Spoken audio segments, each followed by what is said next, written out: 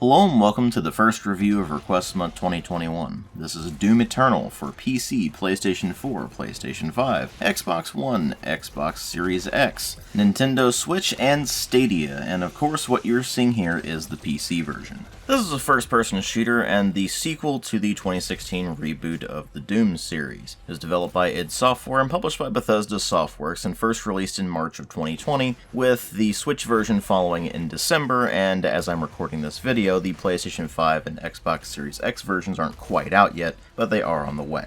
To absolutely nobody's surprise, the hype leading up to the game's release was absurd, and when the game finally did release, pretty much everybody was acting like it was the best thing in the universe, that it was some massive leap forward for the first-person shooter genre, etc., etc. Of course, you may be wondering why it has taken me so long to get this video out. Well, some of that is that I was actually waiting for the game to be finished, which it's now seeming like that might actually never happen, because what I was thinking was going to happen was that they were going to release the game, and then the so-called invasion mode that they had much touted leading up to the game's release, which was nowhere to be seen on launch, would be introduced in a patch a bit later on. As I'm recording this video, it is February 1st of 2021, and they still haven't put the invasion mode in the game, and basically haven't said anything about it for months. Yet, in the time since the game released, they have not only put out some cosmetic updates and such, but they've also put out a full-on story mode DLC that's a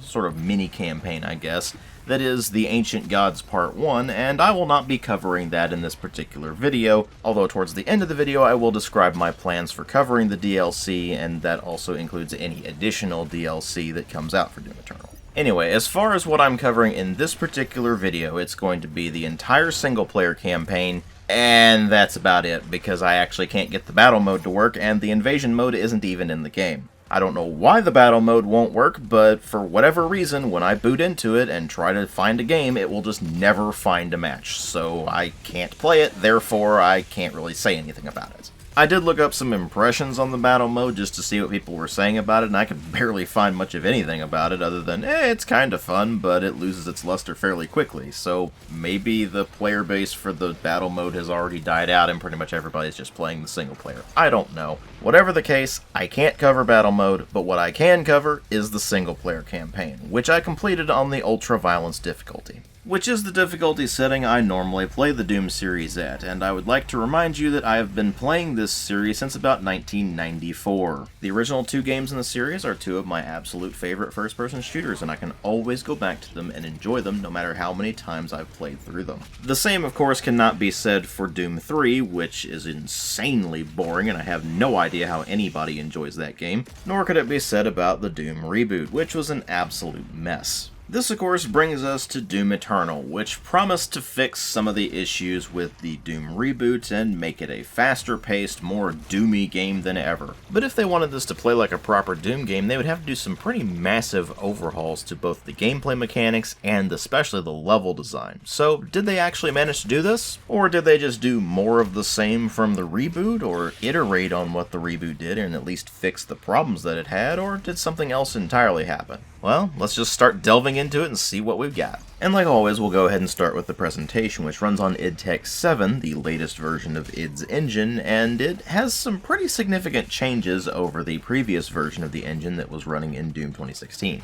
The biggest changes are the complete removal of the megatexture technology that has been in the id Tech engine since Enemy Territory Quake Wars, and which has had mixed results overall, and it's ultimately just been removed from the engine entirely, and the end result is that textures are noticeably better than the previous id Tech games. And the other major changes is they removed OpenGL rendering from the engine entirely, meaning that the only renderer this has on PC is Vulkan. In case you're not really sure how rendering APIs work, I'm going to keep it very simple for you. It's basically the programming instructions that need to be carried out to render the graphics on your system. Depending on your API, you're going to have some level of performance overhead, which is going to manifest on your end in lowered performance. Vulkan is a low-level rendering API which has very little performance overhead, meaning that for almost every system out there, it is going to run considerably faster than the likes of DirectX or OpenGL. And in the case of Doom Eternal, the game runs extremely well. Obviously, if you have high-end hardware, it is going to run blisteringly fast, but even on my system, which at this point is starting to show its age, it is an i7-4790K, 16 gigs of RAM, and a GTX 1080, it still manages well over 100 frames per second all the time.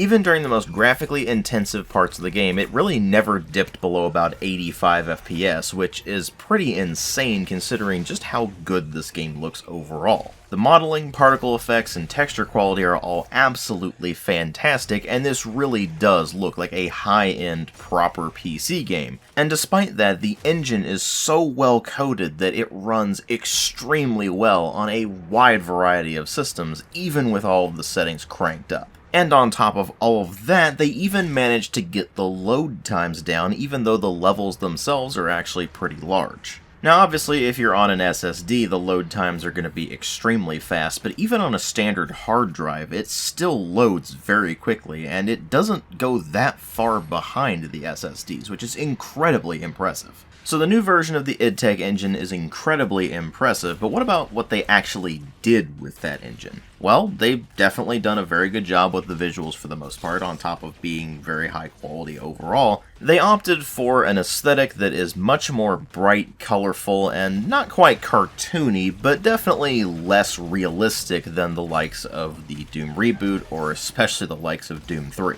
And while the Hell Knight does still bear the Doom 3 Incarnation's design, it's done in the new aesthetic and actually looks quite a lot better, and the rest of the designs are much more in keeping with their original incarnations in the original Doom and Doom 2. And between that and the game leaning a lot more on its fantasy elements and bringing it more in line with the classic metal roots of the original Doom games, the visual impressions actually end up being pretty much spot on to what I would expect a modern Doom game to look like. And on top of all of that, they've also implemented systems to where you can basically blast chunks out of enemies and you end up with a very gory game that is pretty fitting for the over-the-top nature of Doom. So they've definitely done a very good job in the visual department. But what about the sound design? Well, that's where things get a bit more messy. The gun and explosion sounds are serviceable, but they really don't have quite the impact I'd really like from a first-person shooter. There are definitely better sounding guns out there, which is really a shame. You would expect a game that is over-the-top and ultra-violent like this to actually have some really nice,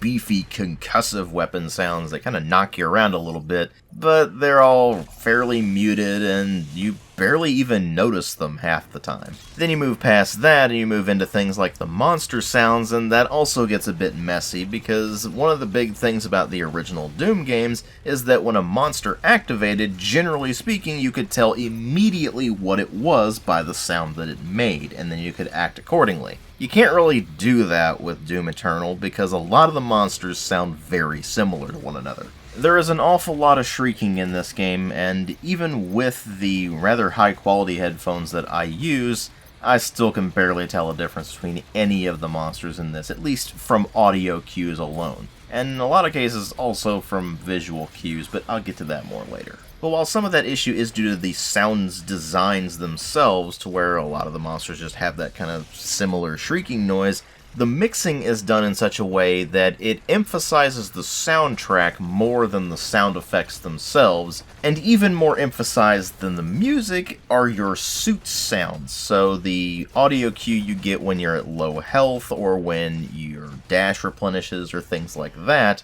are the loudest things that you're going to hear, and between all of those things, you just end up with this cacophony of noise where it is pretty difficult to tell one thing apart from another. This, of course, does lead me into the soundtrack, which is once again done by Mick Gordon, and apparently there was a big kerfluffle between him and id Software because he was just not really doing his job. This was something that became known when the official soundtrack was released and people started noticing the mixing on it was really off compared to the kind of stuff you would hear in-game, and they were like, what gives? And came to find out that Mick had only finished a few of the tracks, and id's audio director had to mix all of the rest of the ones for the official soundtrack based on the in-game audio, and it ended up being kind of messy. Mick ended up saying he probably wasn't going to work with id Software ever again because of the whole mess, and then id Software themselves came out and said that Mick was given plenty of time to do the mixing, and he just ended up not really doing much of it, so they had to move forward without him to get the soundtrack out, and you end up with a whole mess. Whatever the ultimate truth of the matter, Mick was not brought back to do the soundtrack for the Ancient Gods DLC. They instead went to Andrew Hulshult and David Levy, and they did the soundtrack for the DLC, which again I'm not covering in this video. But he did still do the soundtrack for the base game, so what exactly do we have for a soundtrack in Doom Eternal? Well, unlike the reboot, where Mick was basically told to make an electronic soundtrack and he ended up doing so with a small amount of guitar in there,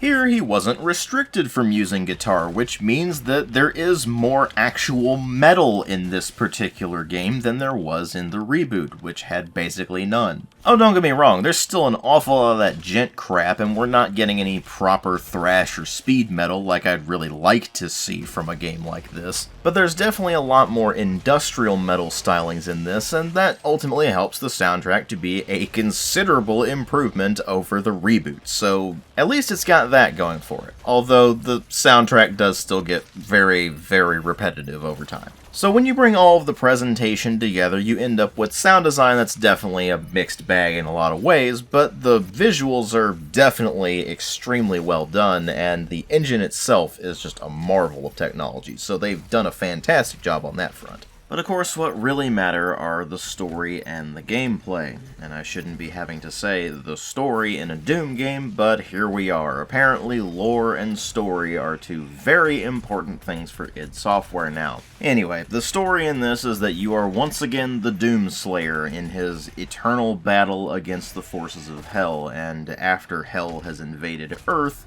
they have completely obliterated the vast majority of the human population, leaving only small pockets remaining, and it's up to the Doomslayer to keep them from finishing those off. After observing the situation from the Fortress of Doom, which is a space station orbiting Earth, and which is something that the writers just completely pulled out of their asses. See, in case you're not sure how the Doom reboot ended, Samuel Hayden stole the Crucible from you and ended up teleporting you away to an unknown location, and between that and the start of Doom Eternal, there is absolutely no explanation whatsoever. Or at least none that's actually given to you during the course of the story. There's probably something written in the Codex somewhere, but frankly, I am not playing Doom in order to read a bunch of Codex entries. Because to be perfectly honest with you, I don't care about the lore of Doom.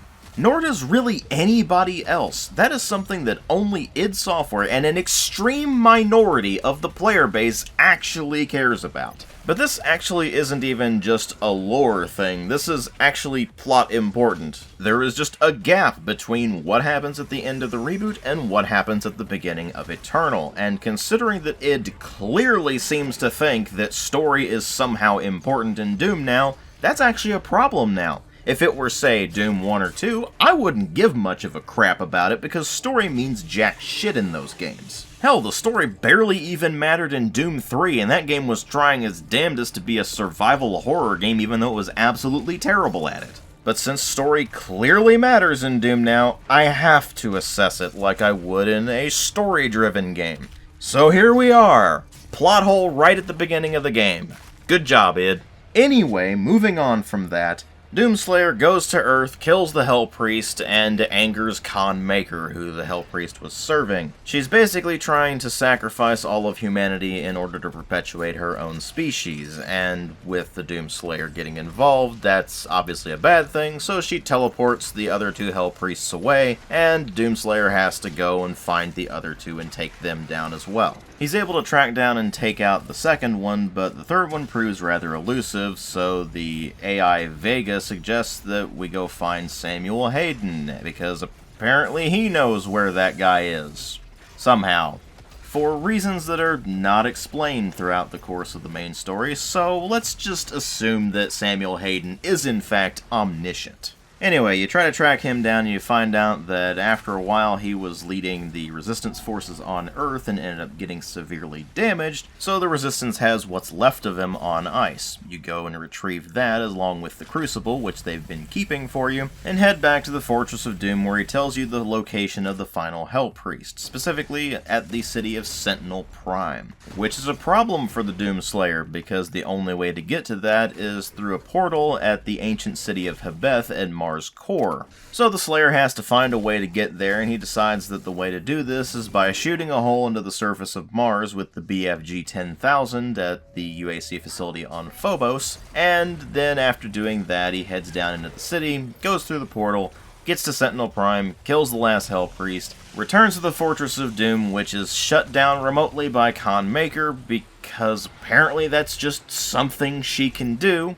and then proceeds to tell you that she's resurrecting the Icon of Sin and bringing it to Earth in order to complete the extermination of humanity. Obviously, Doomslayer takes exception to this and has to track down his own Crucible, which, in case you didn't know, is actually an energy sword, and it's apparently the only thing that can stop a Titan-class demon. So you go find the Crucible, and in the process you go through a bunch of flashbacks and find out that the Doomslayer is in fact the Doom guy. As in, the same character you played as in the original Doom, Doom 2, and Doom 64. Because apparently we needed to know this. And apparently we needed to know that Doom Guy is actually a character now instead of just a player avatar like he was always designed to be. I mean, he even mumbles a few words in those flashbacks, specifically some insane ramblings about ripping and tearing guts. Because, you know, the Doom comic is legendary for being awesome and for being extremely good lore and everything, not for being so incredibly terrible that it's absolutely hilarious. I mean,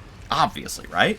Anyway, you find out through these flashbacks that the Doom Guy was eventually imbued with supernatural powers by the Seraphim, and he became the Doomslayer at that point, thus beginning his crusade against the forces of Hell and leading eventually to the events of the Doom reboot. At any rate, once you've secured the Crucible, it's time to take the fight to Hell and, of course, Khan Maker and her forces as well, and thus you end up fighting your way through Hell in order to find a portal leading to the realm of Urdak, which is Khan Maker's home realm. And from there on out, you're just fighting your way through demonic hordes in order to eventually take down Khan Maker and the Icon of Sin, thus winning the game. And as Doomslayer walks away from the defeated corpse of the Icon of Sin, the narration kicks in and says that Doomslayer's fight is eternal. Because, well, we gotta work the game's name in there somewhere. The credits roll, it kicks you back into the Fortress of Doom and says, congratulations, you've finished the game, and now you can go back and mess around with individual levels if you want on a higher difficulty and all that sort of thing.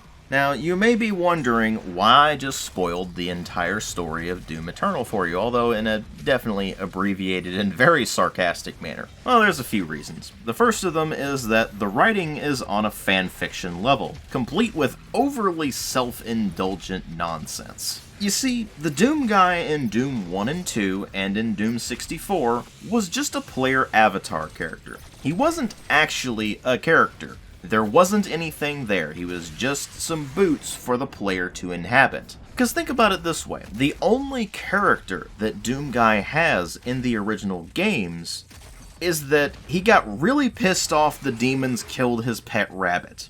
That's it.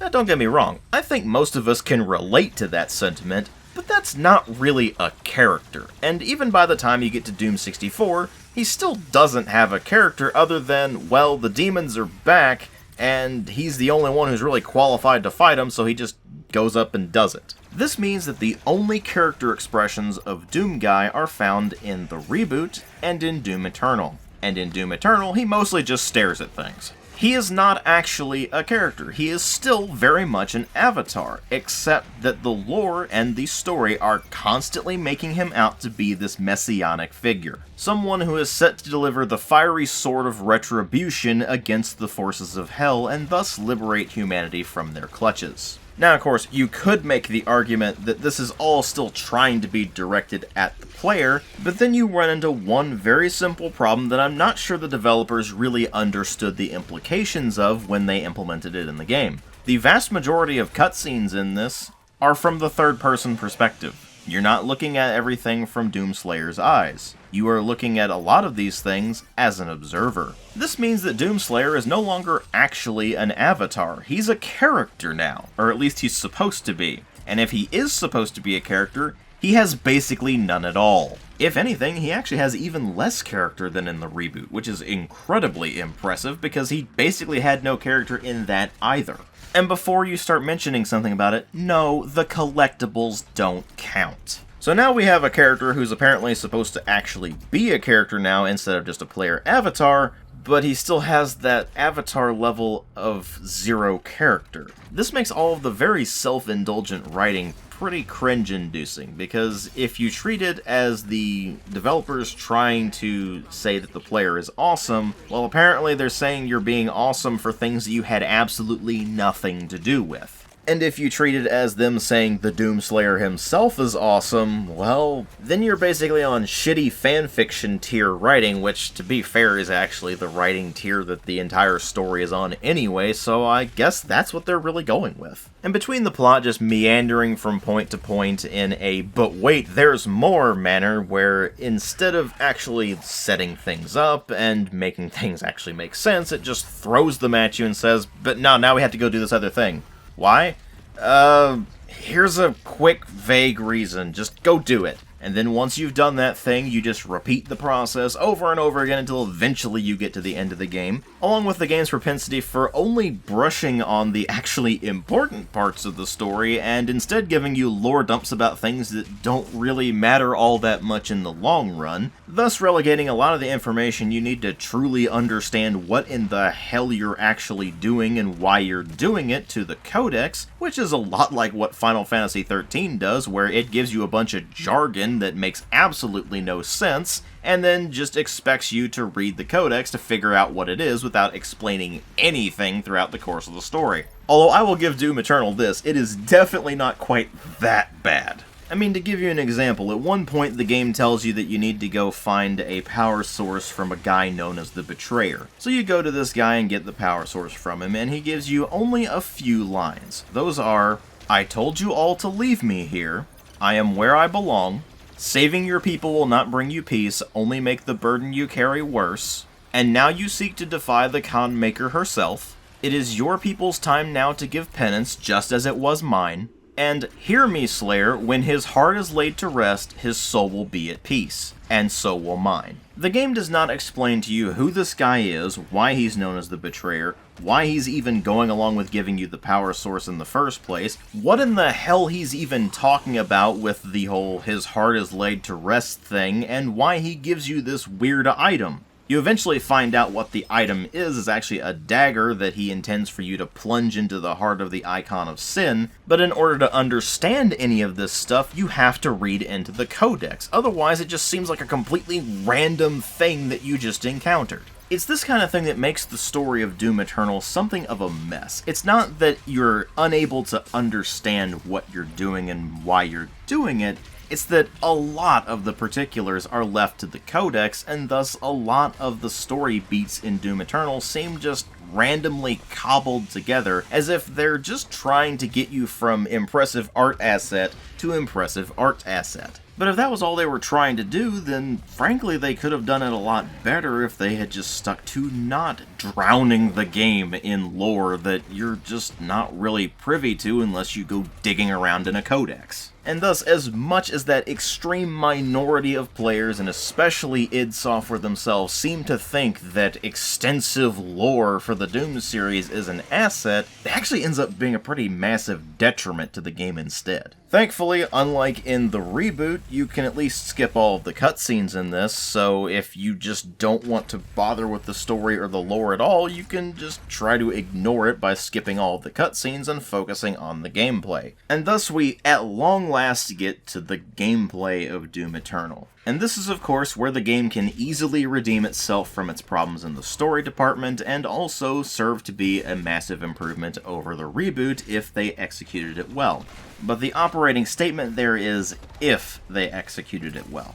And this is where I have difficulty actually describing to you the gameplay experience of Doom Eternal. Now, I'll certainly try to articulate that experience to you, but first I'm going to do what I definitely can do, which is describe the gameplay mechanics themselves in a purely mechanical sense. Doom Eternal is a first-person shooter, and it builds upon the mechanics from the Doom reboot, which means that you have a selection of weapons available, and you don't have any sort of weapon limits, and you have a variety of attachments that you can put on those various weapons, many of which make a return from the reboot, although some of them have been altered a fair bit. For example, the basic shotgun has two attachments. One of them is a rotating barrel mod, which basically turns it into a shotgun chain gun, and the second is a sticky grenade launcher, which is the only attachment you're probably going to actually use for the thing, because it launches a grenade-like projectile that will attach to things and then explode. The heavy assault rifle has been replaced with something called the heavy cannon, although functionally it's mostly the same, and the scope attachment has been retooled to fire a single projectile that does very high damage against weak points, compared to in the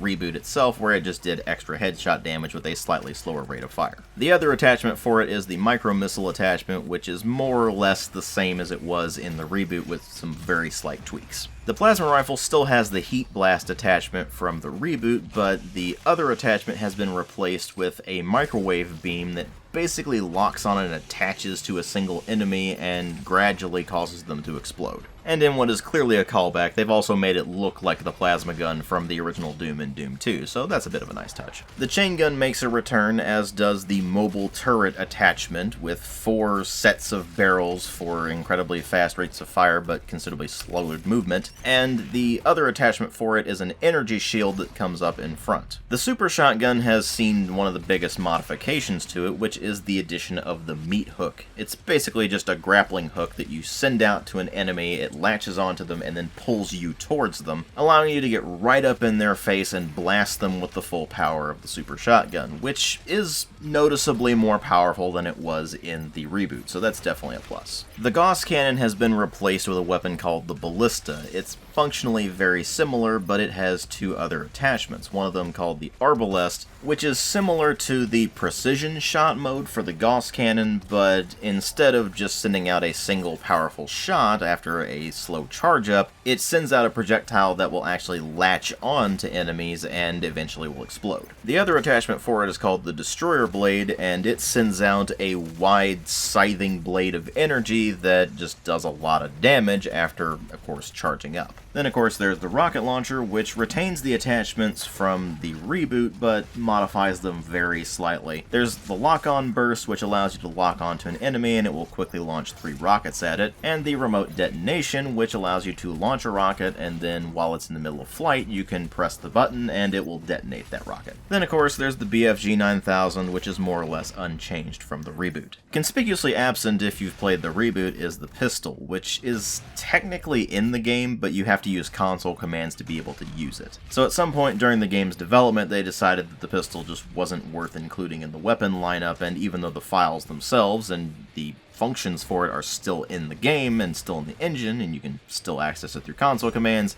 it's just not something you're going to run into when you're actually playing the game normally. There's also been a rather large change to the chainsaw. It's no longer a weapon that you select and have a limited amount of ammo for. It's actually a button that you press and it just quickly slashes out with the chainsaw, and if there's a valid enemy in front of you and you happen to have enough chainsaw fuel, you will chainsaw that enemy. Unlike in the reboot, it only has 3 pips of fuel maximum, and whenever you use it on enemies, you will find very quickly that it will use 1 pip of fuel for the fodder enemies like the basic grunts and all that, but trying to use it against the more powerful enemies like, say, Hell Knights will take all 3 pips. And there are plenty of enemies in the game that just can't be chainsawed at all. Now you may think with those limitations that it's going to be something you're not going to use all that much, but it's actually completely integral to the gameplay loop now, and to that end they've actually put in an auto-replenish feature on the ammunition for it. At least up to the first pip of fuel. That way you always have the ability to use the chainsaw on at least a fodder enemy to get a bunch of ammo back, which is the primary use for the chainsaw now. I'll explain a bit more about that when I get into the combat loop itself, but for now I want to go through the rest of the weapons available to you. This mostly comes in the form of the shoulder cannon that is mounted on the Doomslayer's armor, which provides 3 different weapons. The first of these is the Flame Belch, which is a flamethrower that shoots out a jet of flames for a very brief period of time and will set enemies on fire. The second of them is an ice grenade that will explode on contact and freeze enemies in place, or at least slow them down. And a frag grenade, which is more or less a replacement for the frag grenade's item in the reboot. It's just that they're actually more powerful now and they're on a cooldown, but you can only launch one at a time. And while all 3 of these weapons are on a cooldown, you have to swap between the ice and frag grenades, and the flame belch is always available on a separate button. These being on the shoulder cannon also allows you to run around and shoot stuff with your normal guns while also using the flame belch or the launcher simultaneously. And then finally, on top of all of that, there's the Crucible, which is, like I said, an energy sword, but it has 3 charges maximum, and you can use it much like the chainsaw to instantly kill a demon, except that unlike the chainsaw, it doesn't give a shower of ammunition, and it also is an instant kill on most of the demons in the game, actually, apart from a shielded marauder. There is a way of taking down a marauder with the Crucible, but you basically have to stagger them first and then hit them with the Crucible, so it's a bit tricky to get it to work, but you can technically do it. So for the most part, the Crucible is an absurdly powerful weapon. And then finally, there is the Unmaker, which returns from Doom 64. It is a laser weapon that will send out a rapid-fire blast of lasers that do quite a lot of damage, and it uses the same ammunition pool as the BFG. The thing is, in order to get this thing, you have to get all of the Sentinel keys from all the Slayer gates, which are optional challenge arenas that I did not bother with for reasons that I will explain a bit later on. So there's the entire weapon selection, and if you were listening to all of that, you probably thought that sounded like quite a lot of weapons. And you would be right. In fact, there's almost too many weapons to keep track of. And on top of all of that, there's one other thing you have to remember, which is the Blood Punch. It's an ability, not necessarily a weapon, but you unlock it a bit later on in the game, and it allows you to basically punch enemies and actually do damage to them instead of the absolutely minimal amount of damage that a punch normally does. It charges up by you performing glory kills on enemies, and once it is charged up, you can go up and do a blood punch on an enemy, and for a lot of the enemies it will just insta-gib them, and for others it will do massive damage to them.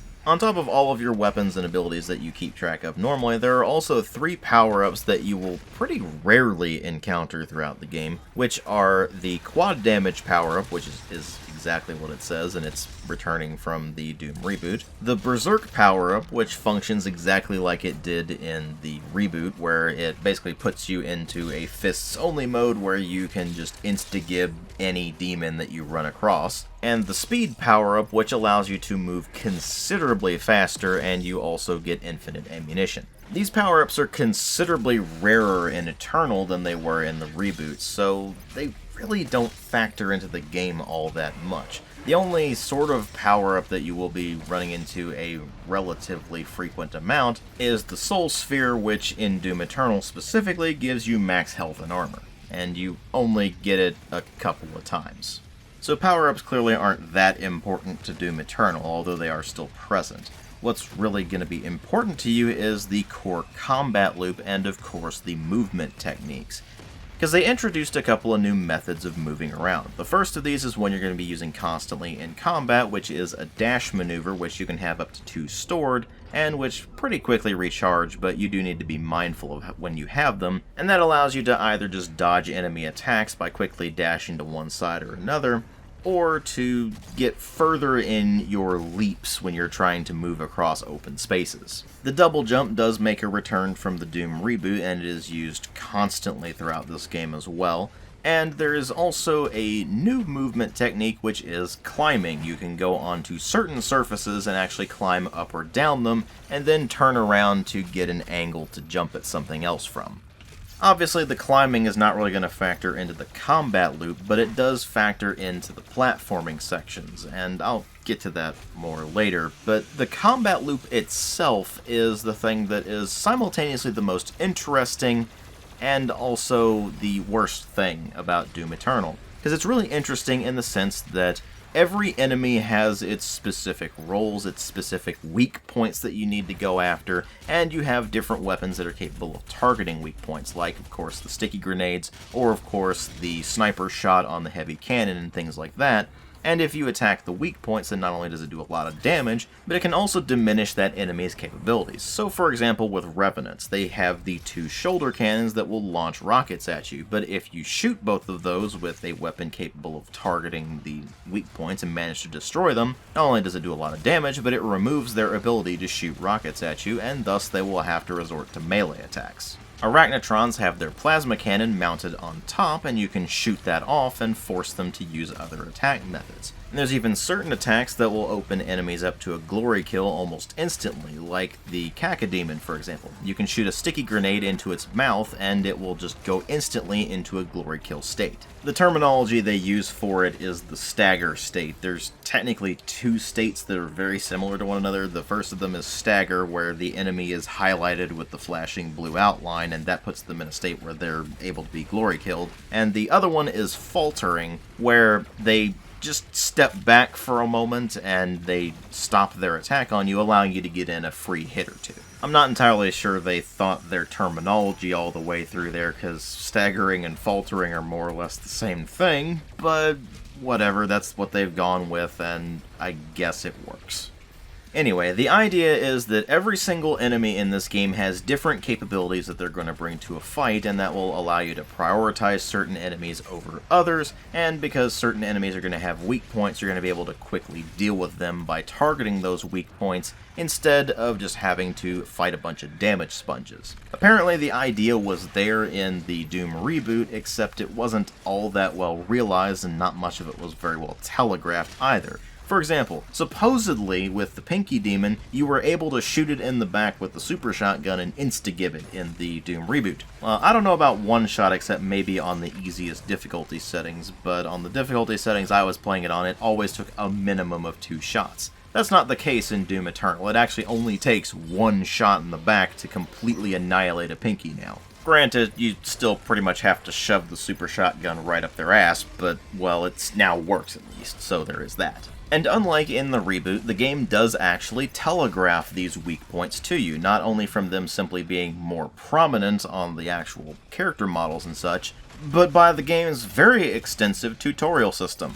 And by that I mean literally every single time you encounter a new demon type, it gives you the exact rundown on exactly what you need to do to be able to defeat them quickly. It tells you exactly how they're going to attack you, how they're going to move, what their weak points are, if they even have any, and what the best strategy is for defeating them. Although when I say best strategy, I really mean pretty much the only strategy. Because as you will find very quickly, Doom Eternal wants you to play it in a very specific manner, and if you try to deviate from that manner, then it actively punishes you for trying something different. You see, one of the biggest problems the game has, and one that the fans of it will constantly insist is not actually a problem because you're just playing it wrong, is that it has extremely low ammo capacity. I mean, as a prime example, your workhorse weapons, the shotgun and the super shotgun, can have a maximum of 24 shells,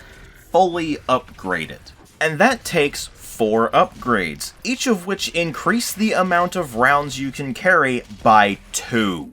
So not only are we right back to the same exact problem that the Doom reboot had, which is that you were constantly running out of ammo all the time because you just had so little that you could actually carry, they actually made it worse. They lowered the amount of ammo you can carry compared to the reboot. And on top of that, the levels really don't have all that many ammo pickups in them, which means that you have to rely on the chainsaw the entire time. This is why the Doom fanboys will insist this is not a problem, because if you're playing the game right, you're going to stop what you were doing every few moments because you have run out of ammo again, and go find a fodder enemy that you can chainsaw. Even during boss fights, they have fodder enemies running around and being a general nuisance, and the reason they have those is because they know you are going to constantly run out of ammo. This is also why they put in the recharging first pip of fuel for the chainsaw, because if they didn't have that in there,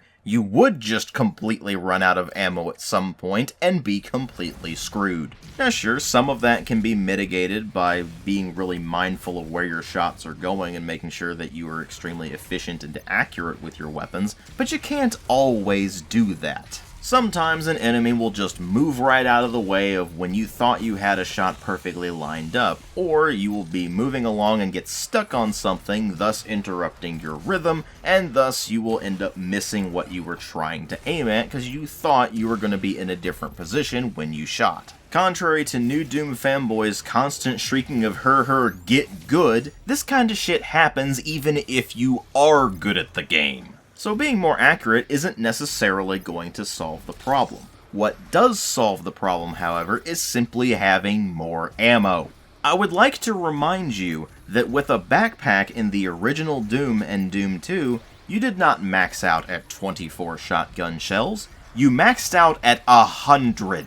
There was a reason for that. You weren't supposed to run out of ammo. Because Doom was a first-person shooter, and it was all about running around and blasting the living crap out of all of the hordes of hell. That's not really what Doom Eternal's all about. What Doom Eternal is about is using your ammo to get enemies into a stagger state and then finishing them off with a melee finisher animation.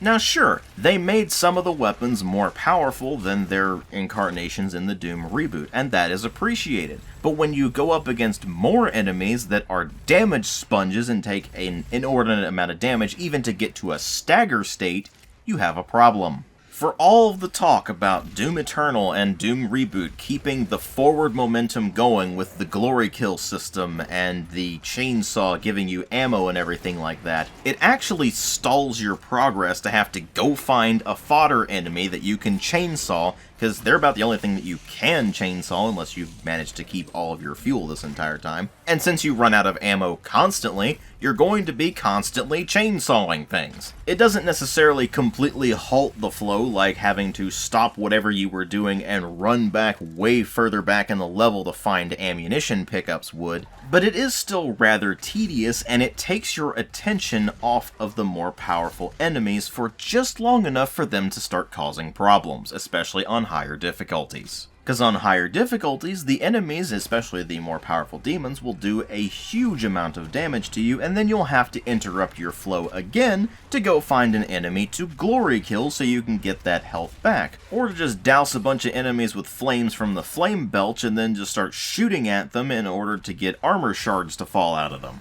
And frankly, of the two, I always went for the health because it was considerably more important. Armor was a nice luxury at absolute most. It barely does anything at all on the higher difficulty settings, so if you have the option of going for health or armor, you're always going to pick health. About the only time you're ever going to go for armor instead is if you just can't find any health pickups, or there are no enemies in a state that can be glory killed and you need something immediately, otherwise you will probably die in the next hit.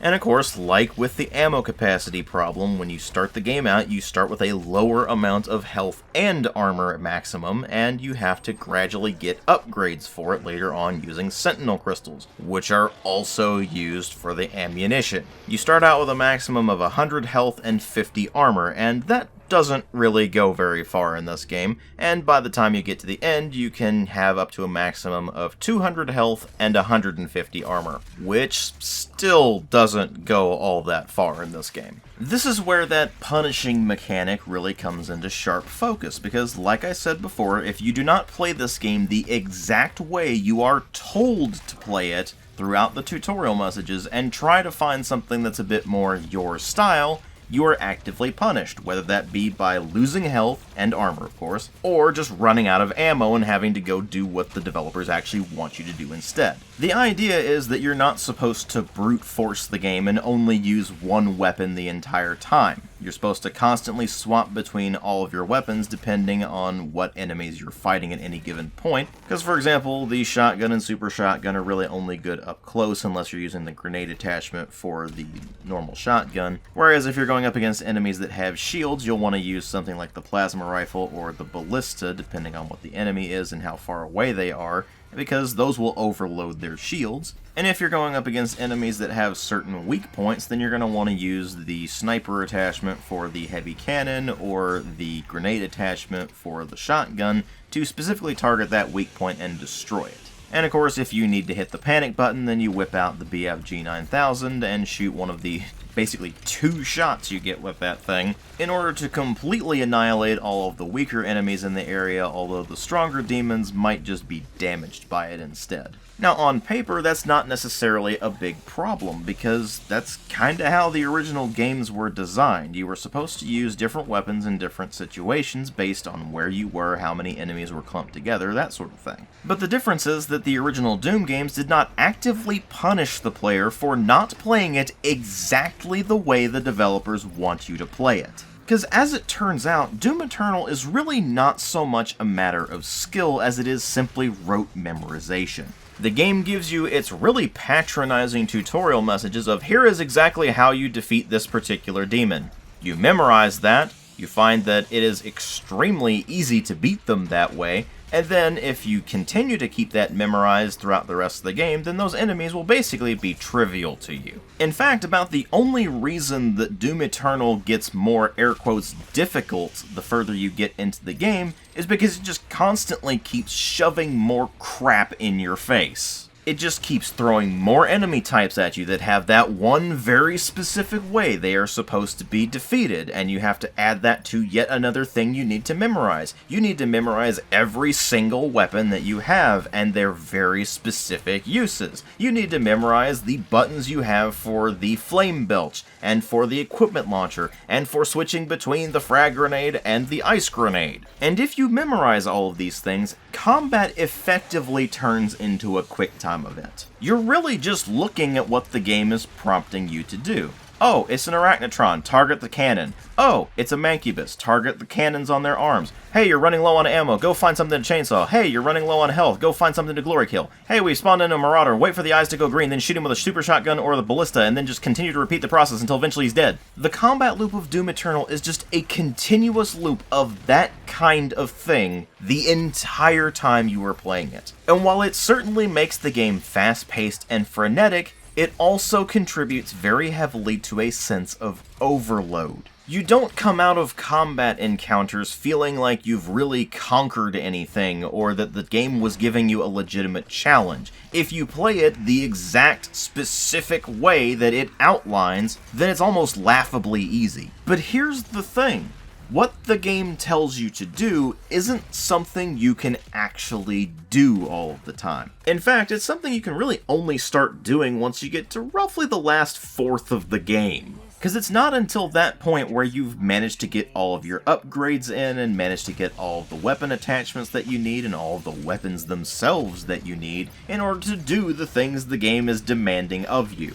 And once you finally have all of these tools in your arsenal, that's when the game finally lets loose because the developers know, hey, you've got all of these tools. You should be able to do this now. And from that point on, the game becomes an endurance run. Because every single combat encounter in Doom Eternal is not a meticulously crafted level design feature. It is a combat arena that locks the entrance and exit and just starts spawning in enemies until eventually you beat them all. And the further you get into the game, the more enemies it spawns in for you to deal with, and the more powerful enemies it starts to spawn in for you to deal with. Meaning that really you're just ending up with massive amounts of sensory overload by the time you get to the end of the game.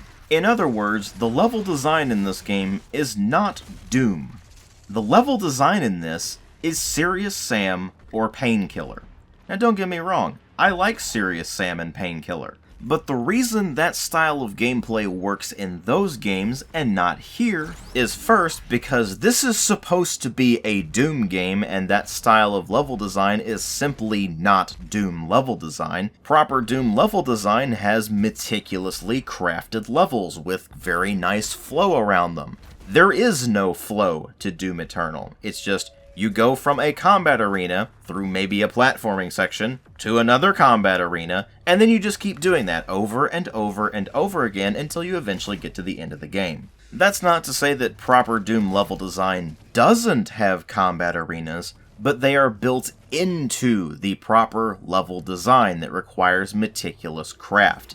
There was no craft put into the levels of Doom Eternal. They are certainly very pretty to look at, but there is very little of actual substance there. And as for the platforming sections, you're basically on autopilot the entire time if you've ever played any platformer ever. You have your double jump, you have your air dash, you have the climbing bit, and the ability to turn around once you're wherever you need to be on that climbing section in order to jump forward towards something else that you're trying to get to, and you have the bars that you can swing on.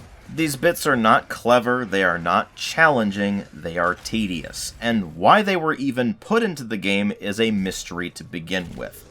This is supposed to be a Doom game, not friggin' Super Mario Brothers. But I digress. The biggest reason for the level design in this game not working where it would work in the likes of, say, Painkiller or Serious Sam, is that Painkiller and Serious Sam are very simple and straightforward first-person shooters. They do not have combat loops that rely almost exclusively on rote memorization. They have combat loops that rely almost exclusively on your reflexes. They are very straightforward, frankly kinda dumb first-person shooters, but they're not trying to be anything else. And for that style of game, you don't need level design that is anything other than a bunch of boxes for you to run around in and have enemies chase after you. After all, those types of games are really all about the sheer numbers of enemies being thrown at you, not the complexity of them. Doom Eternal, on the other hand, is trying to be more about the complexity of it, but it doesn't have complex level design to go along with that. It has very simple,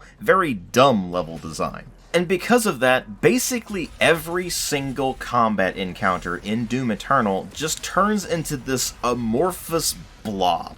I cannot recall a single combat encounter in the entire game other than the Khan Maker and Icon of Sin fights. And the sad part is, they are some of the weakest combat in the entire game. The Khan Maker fight is actually really simple. All you do is shoot her until her shield goes down, then you use the meat hook to get up close and blood punch her several times, over and over again, until eventually the health meter bottoms out. And as for the Icon of Sin fight, it's just a massive damage sponge, so you're actually going to be spending a whole lot of your time going around and finding enemies to chainsaw rather than actually fighting the final boss of the game. They are incredibly tedious slogs, and the only other reason I can remember them, other than them just being awful, is that I finished them only a few hours before I started recording this video. Every single other combat encounter in the entire game just bleeds together. I cannot recall any of the individual combat encounters I had in the 12-ish hours I had to go through for this game to finally get through it. The only thing that is actually distinct about every single one of these combat encounters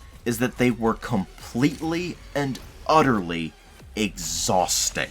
And for a while, I was struggling to figure out why, because I've definitely played more difficult games than this, and I've definitely played faster-paced games than this. But there was something specific about the combat loop in Doom Eternal that would leave me feeling completely drained after every single fight, and by the time I would stop playing it, I would just be empty. I would be just kind of staring off into space for a while, and it would take me a few hours to really recover from it. There for a while I was thinking to myself, man, am I just getting that old to where I just don't have the stamina I used to? But then I realized that wasn't really the problem, because I was playing other games just fine, and it was only Doom Eternal that was giving me this issue. But then I started to think about other times I experienced that level of exhaustion, and I realized it wasn't due to my reflexes or my actual stamina. It was mental exhaustion. And I started to think about why that was a problem for me, considering all of the strategy games and very stat-heavy games that I tend to play.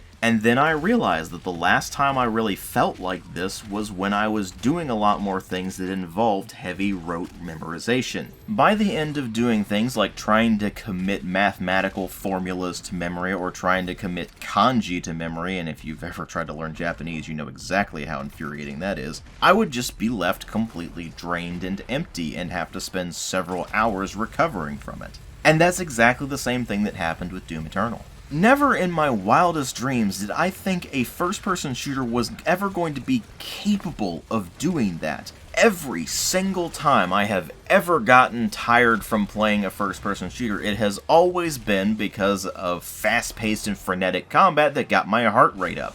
That fast-paced and frenetic gameplay of a first-person shooter is supposed to be exhilarating, but Doom Eternal just isn't exhilarating. The first roughly 3/4 of the game, up until you have the entire arsenal and all the upgrades and everything, feels way more like a cram session for an intensive exam, and then the last fourth of the game is just the exam. And it even has the same, once you're done with it, you start to forget the entire experience almost immediately effect of such an exam. Sure, bits and pieces of it might occasionally pop back into your memory from time to time, but you're never going to remember the entire thing.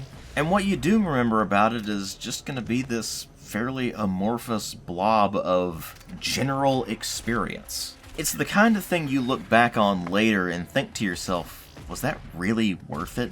And the answer is almost always no.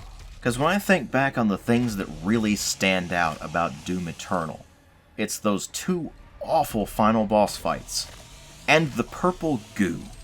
Because the purple goo that you have to trudge your way through, and which slows you to a crawl, is so out of place in this game that it is about the only thing I ever found myself agreeing with new Doom fanboys on. Because even most of them can't stand the purple goo, although there are still a few who will insist upon it being a masterful decision. The fact of the matter is that it doesn't serve to make the game more challenging, it just serves to make it more annoying, and that's something that Doom Eternal really doesn't need to be.